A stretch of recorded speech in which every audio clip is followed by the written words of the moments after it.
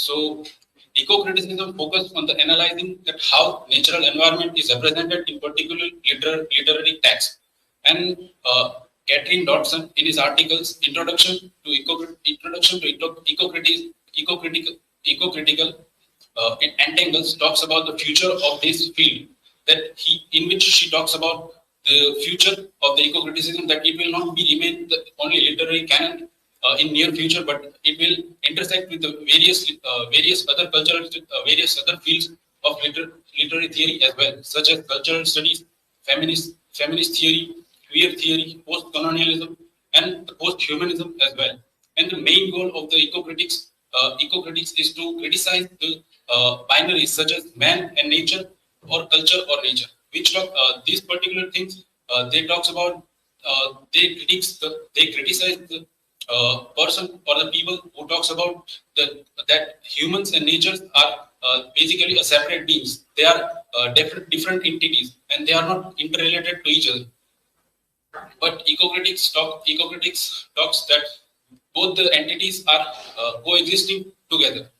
And Wendell Berry, in his work The Unsettling of America, talks that we and our country create one another, depend upon one another, are literally part of one another. Our culture and our place are images of each other and inseparable from each other.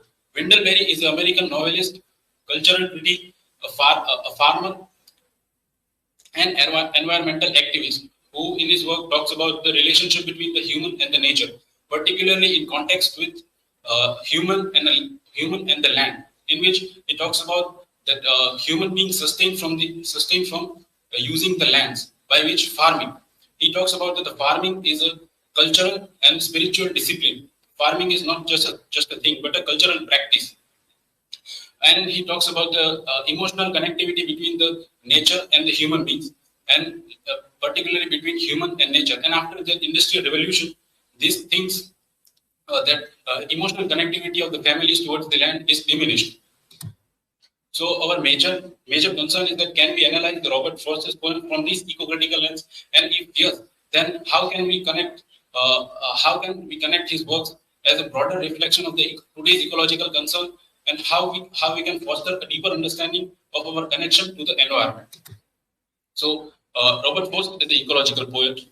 So Robert Frost was born in California, New England, and he was famous for his depiction of the pastoral life in his works, and he published many collection of the poetry, and for which he also won the Pulitzer Prize as well. One of the pioneer eco-critic, Lawrence Bune's work, The Environmental Imagination, in which he gives us the criteria to analyze the particular text, that whether we can consider or we can see that literary text from the eco-critical perspective or not. And Frost's poem is generally qualifies in the criteria that we can consider his work, and we can evaluate his poems from the eco-critical lens as well. And one of his interview, Robert Frost himself said that, I guess I am not a nature poet. I have written only 2 poems without human beings in them. So Robert Frost is not merely a nature poet, just as William Wordsworth was, but he also portrayed the human beings. He depicted the human beings in his poetry as well, and thus he brings out the element of the interconnection of the nature and human beings. And this relationship between the civilization and nature is a primary focus of his poetry as well.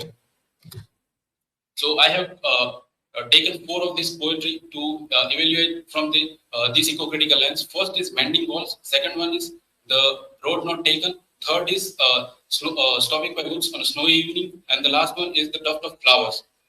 So Mending Wall basically talks about the conflict of human beings in the nature. Also this poem employs the idea that human beings and natures are not different things, different entities, but that they are the same. In these lines, the speaker and his neighbor both have the respective trees. Like the speaker has the apple trees, and this neighbor has the pine trees. That these we can connect from the broader perspective, that we as a human beings also live surround in these kind of trees and well. And the wall stands for the metaphorical. Like here it is only wall, But in the border perspective, if we see like much of the brutalism we see and the concrete jungle that it stands for. And Lawrence Bull says that human beings are ecologically or environmentally embedded. Like human beings are not different from the are not different entities from the nature, but rather they are coexisting together. And also this particular quote by the John F. Lennon, which also wrote the work, the pastoral art of the Robert Frost's poetry. This quote particularly says that interrelationship between the nature and the human beings. Further, the road not taken. Robert Frost considers the nature as a profound teacher, and we have a lot to learn from these natural things. In this particular poetry, he employs the idea that human beings time and again tries to cross the boundaries which is made by the nature, and ultimately this is the futile, because in this poem the man tries to go simultaneously on the both the roads, but it cannot be possible that someone walk on the both both the road on the same time. So human beings have to make the choice, and human beings have to remember that remember as well that these choice will be remembered permanent, and they have to face their consequences as well. And by employing this poetry, Frost recognized the man's limitation and insisting upon the boundaries, and the man must maintain with the forces of nature. And this particular quote we can see that this reflects in all of the poetry of the Robert Frost. That Frost's most cheerful nature sketches, there is always a bittersweet quality. Stopping by woods on a snowy evening. This is one of the famous poem of the Robert Frost, and this poem is largely evaluated from the eco-critical lens by the critics, and in which we can see the horse is, however, is very much opposed to the halting in the midst of dark, where our speaker is there and he is admiring the snowy evening, and he is in the jungle and he does not want to go towards his duties and responsibilities. But here horse is there to remind his duties and responsibilities. And woods here word is one of the ambiguous word which also stand for the irrationality of the human being, and also good symbolizes the loneliness that life holds, and at the same time the darkness that different stages of the life holds, and the negativity as well. And the last two lines of the poems are the most famous, and holds the different contextual meanings. First, it tells the reader about the distance that our speaker has tried in order to reach to his destination. And the last one it talks distance in the terms of we have to travel the journey before we reach to our final destination, and which is death. And the last one is the duft of flower. This poem significantly portrays the interrelation and the coexisting nature of the man and nature. And in this poem describes the moment in speaker life when the speaker goes into the freshly cut grass leaves, in which he was in search of the morning dew on the flower. But there is no flower.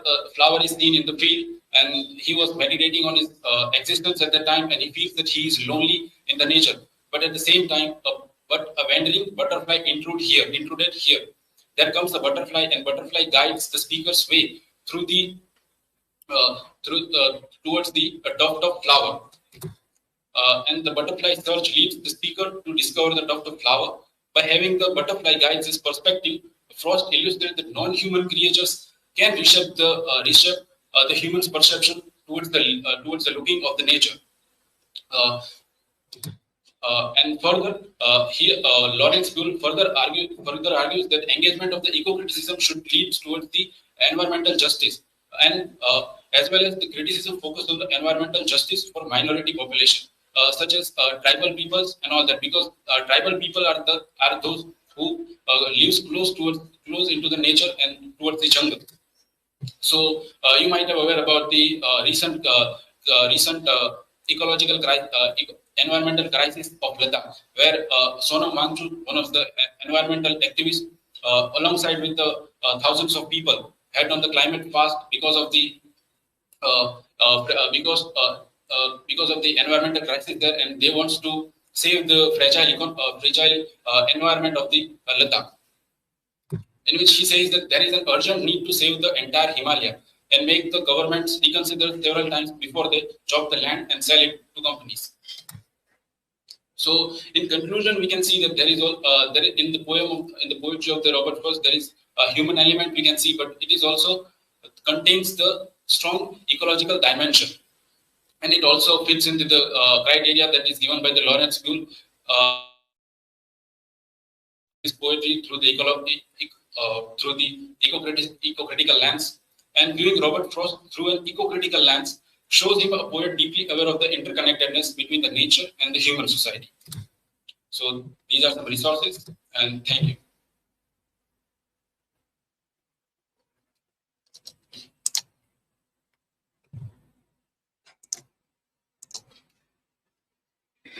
Akash, my question is, how does Proust explore humanity's relations with nature? Does he emphasize the harmony, conflicts, or something else?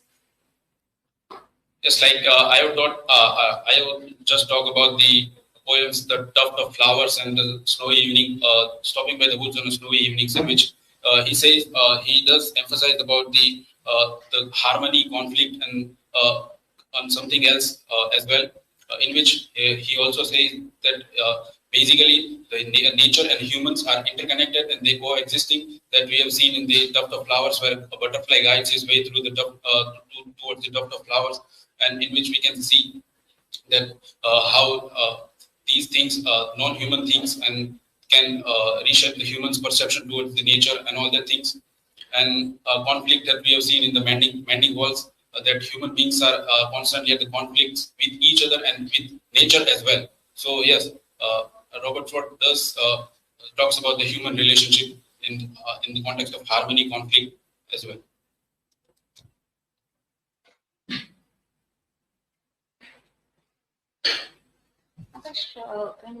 Can you discuss any specific poem by Robert Frost that exemplify eco-critical themes? Yes, the poems all I have taken that talks about the eco-critical themes, like Mending Walls, The Road Not Taken, Stopping by the Woods on a Snowy Evening, and The Tuft of Flowers. These all poems does talks about these eco-critical themes.